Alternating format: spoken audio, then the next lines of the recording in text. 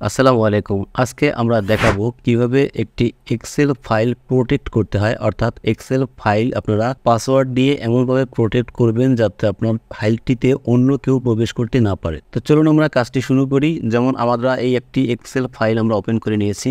এই ফাইলটিতে দেখেন এখন আমরা ওপেনও করলাম, পাশাপাশি আমরা সব কাজও করতে পারতেছি। অর্থাৎ এখানে দেখেন 65 লেখা বা এখানে 45 লেখা, এখানে ধরেন আমি 40 লিখে দেই, বাইরে ক্লিক করে দেখেন কাজ হচ্ছে সবগুলো।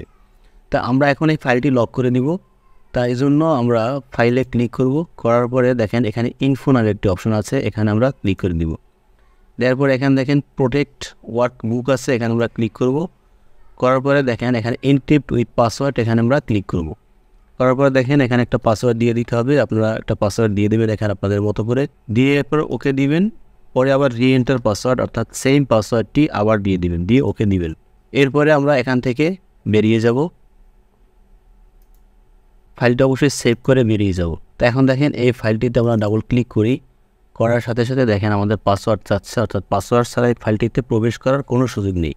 তো আমরা আমাদের যে পাসওয়ার্ডটি দিয়েছিলাম সেই পাসওয়ার্ডটি দিয়ে ওকেতে ক্লিক করি, তাহলে দেখেন আমাদের ফাইলটি কিন্তু ওপেন হয়ে গেল। অর্থাৎ পাসওয়ার্ড ছাড়াই ফাইলটিতে প্রবেশ করা সম্ভব হচ্ছে না। এখন এই পাসওয়ার্ডটি অন্য আরেকভাবে দেওয়া যায়। তো আমরা এই পাসওয়ার্ডটি রিমুভ করি, ফাইলে যাই, ইনফোতে ক্লিক করি, প্রোটেক্ট ওয়ার্কবুকে ক্লিক করে তারপরে ইনক্রিপ্ট উইথ পাসওয়ার্ডে ক্লিক করে এখান থেকে যে পাসওয়ার্ডটি দেওয়া আছে এটা আমরা এখানে ক্লিক থাকা অবস্থায় ডিলিট বাটন প্রেস করি, অথবা ডান পাশে ক্লিক করে আমরা ব্যাক স্পেস প্রেস করি। অর্থাৎ এই পাসওয়ার্ডটি আমরা রিমুভ করে দেবো, মুছে ফেলবো। মুছে ফেলে জাস্ট ওকেতে ক্লিক করে দিলেই পাসওয়ার্ডটি শেষ। এখন আমরা আবার সেভে ক্লিক করে দিব, তাহলে আমরা কেটে দেই, এরপর আমরা প্রবেশ করি।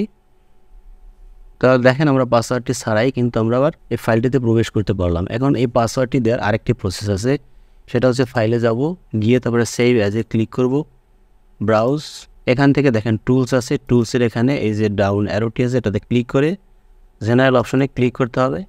এরপরে এখান থেকে একটা পাসওয়ার্ড দিতে হবে আমাদের।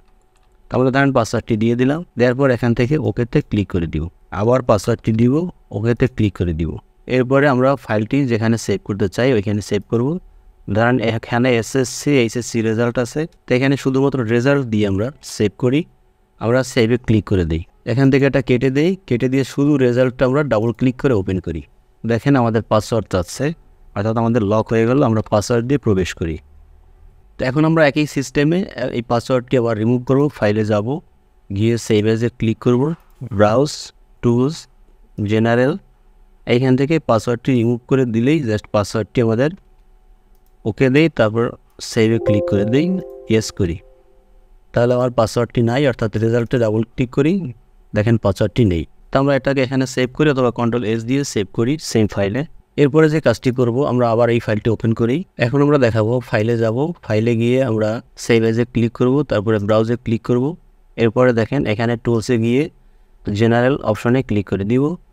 এখান থেকে দেখেন আমরা একটা পাসওয়ার্ড দিলাম, এখানে পাসওয়ার্ড টু মডিফাই নামে একটা অপশন আছে, অর্থাৎ এই পাসওয়ার্ডটি আমরা দিয়ে এখান থেকে ওকে করি, আবার 1 2 3 দিয়ে আবার ওকে করি। এরপরে ফাইলটি ধরেন সেভ করি, এই সেভ করে দিলাম।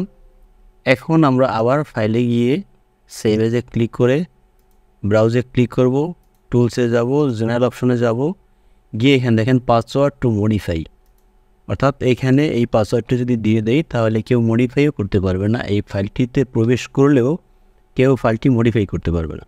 এখন দেখেন রিড অনলি রিকমেন্ডেড, এখন এইটা যদি আমি ক্লিক করে দেই তাহলে রিড অনলি মোডে এটা কিন্তু অন করতে পারবে ফাইলটা।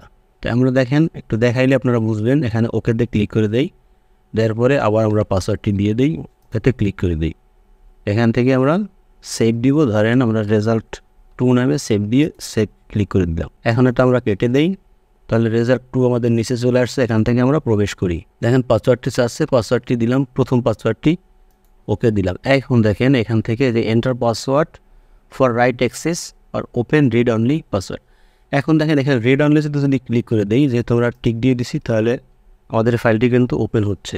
তাহলে দেখেন আমরা কাজও কিন্তু করতে পারছি।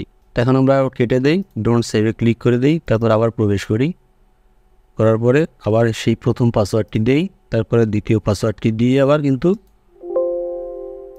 ইয়েস প্রবেশ করতে পারলাম দ্বিতীয় পাসওয়ার্ডটি দিয়েও। এই হচ্ছে আপনার মডিফাই রিড অনলির কাজ।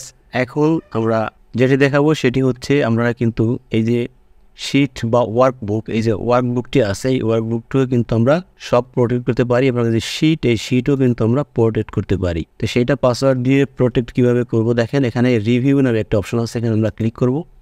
করার পর দেখেন প্রোটেক্ট শিট, অর্থাৎ এখান থেকে আমরা যদি প্রোটেক্ট শিটে ক্লিক করি, ক্লিক করে দেখেন এইখান থেকে যেই চেক মার্কগুলো আছে এগুলো যদি দিয়ে দেই, আর পাসওয়ার্ড দিলেও আপনারা যদি প্রবেশ করেন তাহলে কিন্তু সেই কাজগুলো করতে পারবেন।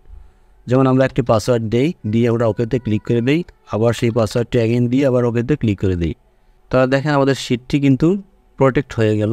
অর্থাৎ আমাদের এইখানে দেখেন এই যে টুলবারগুলো আছে এগুলো কিন্তু কোনোটাই কাজ করছে না, অর্থাৎ অস্বচ্ছ হয়ে গেল সবগুলো।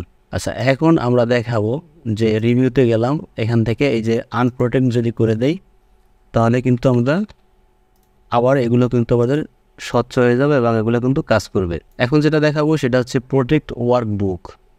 তো এখন আমরা এইখান থেকে এটা দিয়ে সেভ করে দিই ফাইলটা, তার ব্রাউজে ক্লিক করি, করার পর এখান থেকে টুল, তারপরে জেনারেল অপশনে গিয়ে আমাদের যে পাসওয়ার্ডটি আছে এগুলো আগে রিমুভ করি, চেক মার্কটা উঠিয়ে দিই, ওকে দিই, সেভে ক্লিক করে দিই।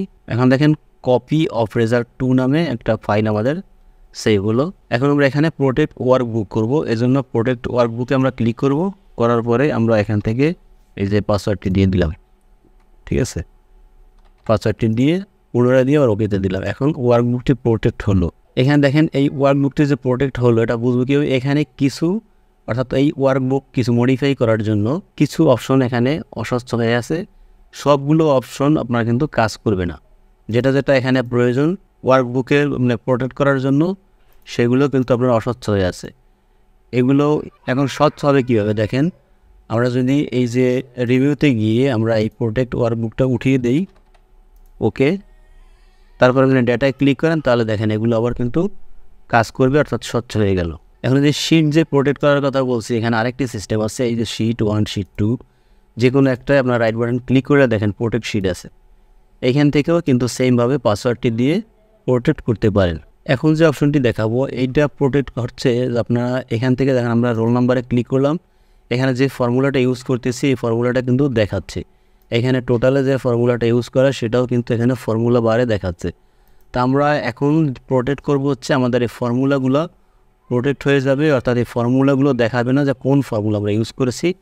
এইটা কীভাবে আমরা হাইড করব, এই জন্য আমাদের হোম ট্যাবে ক্লিক থাকা অবস্থায় আমাদের ফাইন্ড অ্যান্ড সিলেক্টে ক্লিক করে গো টু স্পেশাল আমরা ক্লিক করে দিব, দেওয়ার পর এখান থেকে ফর্মুলাসে ক্লিক করব, এখান থেকে ওকেতে ক্লিক করে দিব, তাহলে দেখেন আমাদের যেখানে যেখানে ফর্মুলা আছে সেগুলো সিলেক্ট হয়ে গেছে। এখন আমরা রাইট বাটন ক্লিক করে আমরা জাস্ট ফরম্যাট সেলে ক্লিক করে দিব, এখান থেকে যে প্রোটেকশনে ক্লিক করব, তারপর এখান থেকে দেখেন এই যে লকড এবং হাইড এটা টিক চিহ্ন দেওয়া আছে, এগুলো টিক চিহ্ন থাকা অবস্থায় আমরা ওকেতে ক্লিক করে দিব, দেওয়ার পরে আমরা ফাইলটি সেভ করে দিব। রিভিউতে গিয়ে এই শিটটা আবার প্রোটেক্ট করে দিই।